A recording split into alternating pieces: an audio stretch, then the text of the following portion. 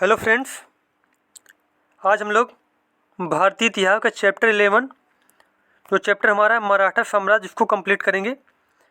और ये सारे वही क्वेश्चन हैं जो पिछली बार यूपी ट्रिपल एससी के किसी न किसी एग्ज़ाम में पूछे गए हैं, और जो आने वाले यूपी ट्रिपल एससी का पेट एग्ज़ाम होगा या फिर और जो अन्य एग्ज़ाम है यूपी ट्रिपल एससी के, उनके लिए बेहद ही महत्वपूर्ण है। और अगर वीडियो आप लोगों को अच्छा लगे तो चैनल को सब्सक्राइब करें, वीडियो को लाइक करें, कमेंट करें। चलिए देखते हैं हम लोग यहाँ पे पहला क्वेश्चन हमारा है। पहला क्वेश्चन हमारा है, शिवाजी की मृत्यु के बाद मराठा राज में प्रभावी शक्ति के एक परिवार द्वारा संभाली गई भी, जिसने पेशवा के रूप में शिवाजी के उत्तराधिकारियों की सेवा की थी। तो इसका करेक्ट आंसर हो जाएगा चित्पावन ब्राह्मण। चित्पावन ब्राह्मण। अब यहाँ पे क्या मतलब इसका कि शिवाजी की जब मृत्यु हो गई तो उसके बाद जो मराठा राज्य था उसको किसने संभाला? चित्पावन जो ब्राह्मण लोगों ने। ठीक है, उसके बाद कुछ पॉइंट दिए गए यहाँ पे देखो। मराठा साम्राज्य के संस्थापक शिवाजी की मृत्यु के बाद मराठा राज्य में प्रभावी शक्ति पेशवाओं के हाथ में हो गई, जो कि चित्पावन ब्राह्मण थे। मराठा साम्राज्य में प्रथम पेशवा बालाजी विश्वनाथ थे। उन्हीं के शासनकाल से यह पद वंशानुगत हो गया और एक ही परिवार के हाथों सत्ता बनी रही। उसके बाद ये भी देखो, मोस्ट इंपॉर्टेंट क्वेश्चन है, मराठा साम्राज्य के प्रथम पेशवा बालाजी विश्वनाथ थे। कौन थे प्रथम पेशवा? बालाजी विश्वनाथ। और मराठा साम्राज्य के संस्थापक कौन थे? संस्थापक थे शिवाजी। और शिवाजी की मृत्यु के बाद किसने शासन किया मराठा साम्राज्य पर? चित्पावन ब्राह्मणों ने। उसके बाद नेक्स्ट क्वेश्चन हमारा है, निम्नलिखित में से किस सेना की ताकत छापामार गुरिल्ला रणनीति थी? तो इसका करेक्ट आंसर हो जाएगा मराठाओं की। किसकी? मराठा जो थे, इनमें से जो शिवाजी थे, इन्होंने ही जो गुरिल्ला युद्ध की रणनीति थी उन्होंने ही चालू किया था। अब देखो कुछ पॉइंट यहाँ पे दिए गए हैं। छापामार गुरिल्ला रणनीति मुख्यतः मराठा शासकों की रणनीति थी। इस रणनीति को शिवाजी ने लोकप्रिय बनाया था। शिवाजी ने मुगलों के विरुद्ध इस पद्धति का काफ़ी प्रयोग किया था।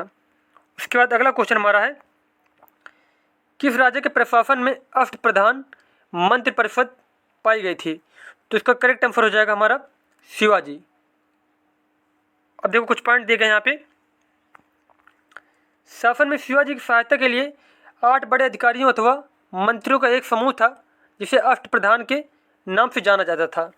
उसके बाद ये 8 प्रधान निम्नलिखित थे: पेशवा अथवा प्रधानमंत्री, उसके बाद अमात्य अथवा मजमूदार, उसके बाद मंत्री अथवा वाकिया या फिर नवीस, सचिव अथवा शुरूनवीस, सुमंत अथवा दबीर, सेनापति अथवा स्वरे नौबात, पंडित राव, और 8 नंबर था न्यायाधीश। अब देखो पेपर में कैसे क्वेश्चन आता है, ये क्वेश्चन बहुत बार पूछा गया है पेपर।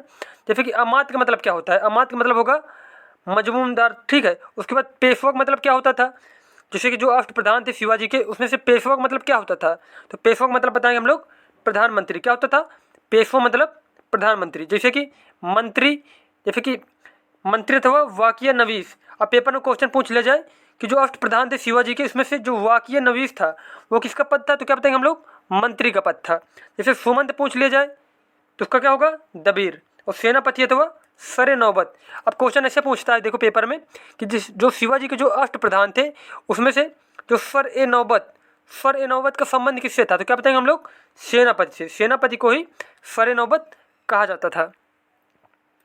उसके बाद नेक्स्ट क्वेश्चन हमारा है, निम्न में से कौन से संत शिवाजी के समकालीन थे? तो इसका करेक्ट आंसर हो जाएगा, सही आंसर, तुकाराम। कौन थे? तुकाराम। अब देखो यहाँ पे कुछ पॉइंट दिए गए हैं। संत तुकाराम शिवाजी के समकालीन थे। शंकराचार्य क्या था? संपूर्ण भारत इनका कार्य क्षेत्र था। और कौन सा मत दिया इन्होंने? इन्होंने मत दिया अद्वैतवाद। कौन सा? अद्वैतवाद शंकराचार्य। अब देखो पेपर में ऐसा क्वेश्चन आएगा कि अद्वैतवाद मत जो है वो किसके द्वारा दिया गया? तो क्या बताएंगे हम लोग? बताएंगे शंकराचार्य के द्वारा। उसके बाद वैष्णव मत दिया गया चैतन्य के द्वारा, और इनका कार्य क्षेत्र कहाँ पे था? बंगाल में सक्रिय थे। उसके बाद तुकाराम का जो कार्य क्षेत्र था वो कहाँ था? महाराष्ट्र में। और इन्होंने कौन सा मत दिया? वारकरी मत। कौन सा? वारकरी मत। उसके बाद नामदेव का भी कार्य क्षेत्र था महाराष्ट्र, और इन्होंने दिया निर्गुण मत। कौन सा? निर्गुण मत। जो ये सारे पॉइंट हैं, ये सारे पॉइंट पेपर की दृष्टि से मोस्ट इंपॉर्टेंट है। तो ये सारे पॉइंट आप लोगों को याद करना, या फिर स्क्रीनशॉट लेके इसका नोट्स भी बना सकते हो आप लोग, जैसा आप लोगों को सही लगे वैसा कर सकते हो।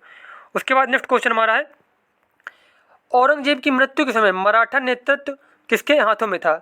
इसमें बताना है कि जब औरंगजेब की मृत्यु हुई उतने समय मराठा साम्राज्य का जो नेतृत्व कौन कर रहा था? तो इसका करेक्ट आंसर हो जाएगा ताराबाई। कौन? ताराबाई। अब देखो यहाँ पे इसकी जो व्याख्या की गई है, राजा राम की मृत्यु के बाद उसकी पत्नी ताराबाई ने अपने पहले पुत्र करण की मृत्यु के बाद अपने छोटे पुत्र शिवाजी द्वितीय को गद्दी पर बैठाया तथा उसकी संरक्षिका बन गई। ताराबाई एक बहादुर महिला थी और उसने औरंगजेब के विरुद्ध मराठाओं के संघर्ष को कायम रखा।